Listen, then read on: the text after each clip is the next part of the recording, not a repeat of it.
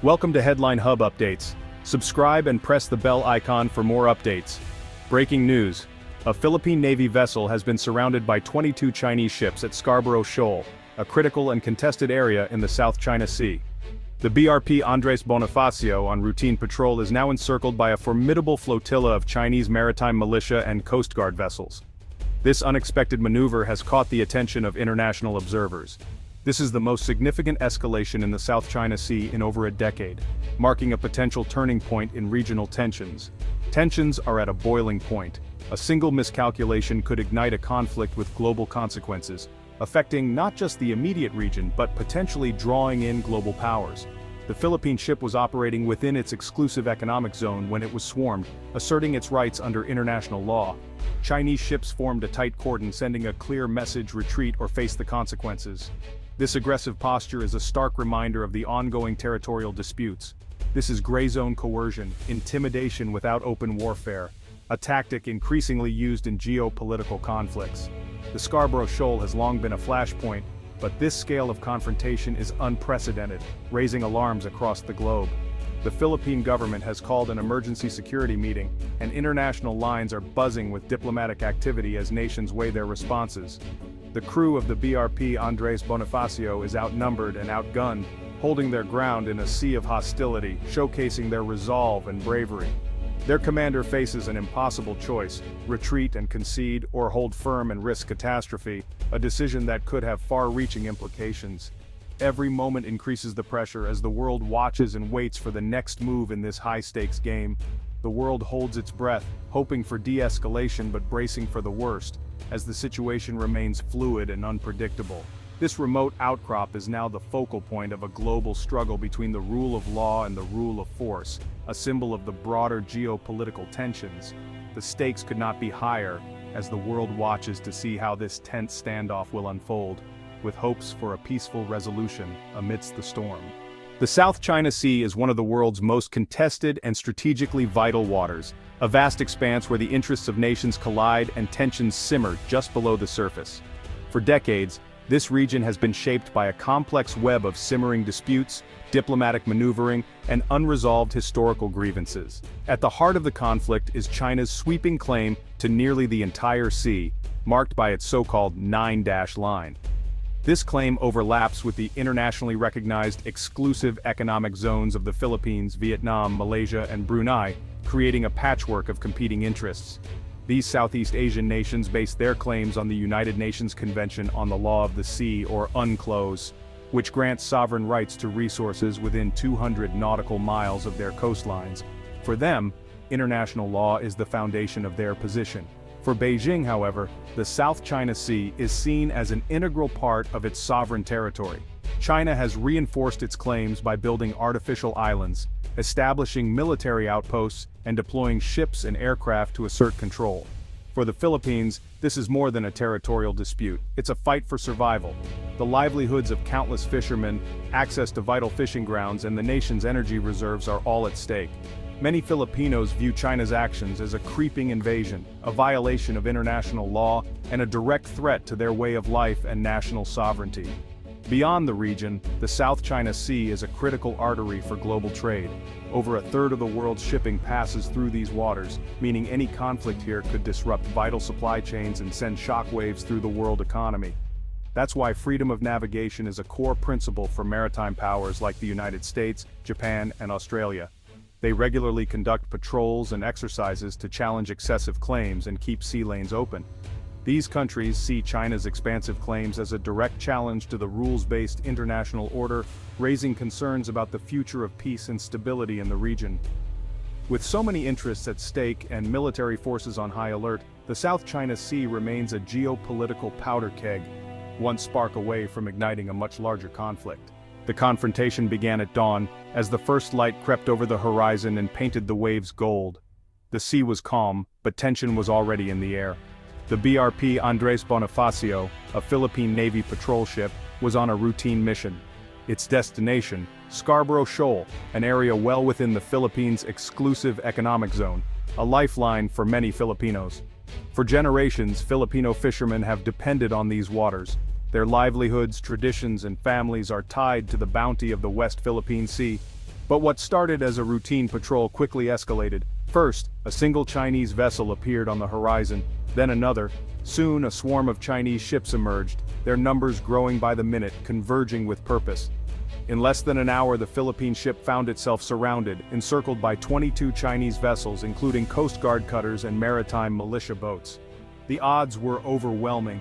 The Chinese ships formed a tight blockade, aggressively cutting across the bow of the Philippine vessel. Over the radio, stern warnings blared: "Leave Chinese waters immediately, or face consequences." No shots were fired, but the psychological pressure was immense. Every move was watched, every word monitored. The tension was palpable on both sides. Yet the Filipino crew, following orders from Manila, stood their ground. Calmly, they asserted their rights, refusing to be intimidated or provoked, even as the situation grew more dangerous. Their courage and professionalism shone through, broadcast for the world to see. In the face of overwhelming odds, they remained disciplined and resolute. This was a battle of will, not weapons, a test of resolve, patience, and national pride. The message from China was clear: you are alone, outnumbered, and you must yield. Their presence was meant to intimidate, to force a retreat, but the message from the Philippines was just as clear: we will not be bullied out of our own waters. This is our home, and we will defend it. The world is watching this David and Goliath standoff unfold. International media, diplomats, and leaders are paying close attention to every development. The outcome here will echo far beyond these waters, shaping the future of the region and the rules that govern the world's seas. The Philippine government has responded swiftly and decisively. Manila went public, releasing photos and videos of the standoff to rally support and prevent China from controlling the narrative. The Department of Foreign Affairs summoned the Chinese ambassador, issuing a formal protest and demanding withdrawal. The president has been on the phone with key allies, seeking assurances under the Mutual Defense Treaty with the U.S. Similar talks are underway with Japan and Australia, building a united diplomatic front. The government's message: we will not yield a single inch of our territory.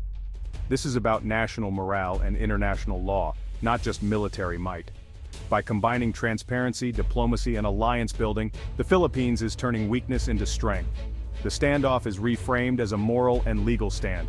The world is being asked to choose sides. Fueling the crisis is Beijing's release of a new national map, now with a 10-dash line claiming even more of the South China Sea. The new dash extends east of Taiwan, explicitly incorporating the island into China's claims. This map disregards international law and the rights of neighboring countries. The Philippines, Malaysia, Vietnam, and India immediately filed protests, rejecting the map as baseless. The map is a political tool, legitimizing China's actions and asserting historical ownership. It's lawfare, using domestic acts to override international law. The 10-dash line signals Beijing's unwillingness to compromise. Neighbors face a stark choice: accept China's claims or risk confrontation. The map has hardened positions, making peaceful settlement more distant. Today's standoff echoes the 2012 Scarborough Shoal crisis. That year, a Philippine attempt to apprehend Chinese fishing vessels led to a tense 2-month standoff. A U.S. brokered agreement called for both sides to withdraw, but only the Philippines complied. China maintained its presence, seizing de facto control and blocking Filipino fishermen. This humiliation pushed the Philippines to seek international arbitration. The lesson: quiet diplomacy and withdrawal only emboldened further aggression. Today, Manila is opting for public exposure and international support. The 2012 crisis taught the Philippines to stand firm. The current strategy reflects a new resolve against coercion. Beyond geopolitics, the human cost is severe. Thousands of Filipino fishermen depend on Scarborough Shoal for their livelihoods. The Chinese blockade has devastated coastal communities, forcing fishermen into debt and poverty. Those who venture near the shoal face harassment and even water cannon attacks. The impact ripples through the nation's food security. Fish prices rise and the poor suffer most. Offshore energy exploration is stalled by the threat of conflict, keeping the Philippines dependent on imports. The standoff is a microcosm of a larger economic struggle.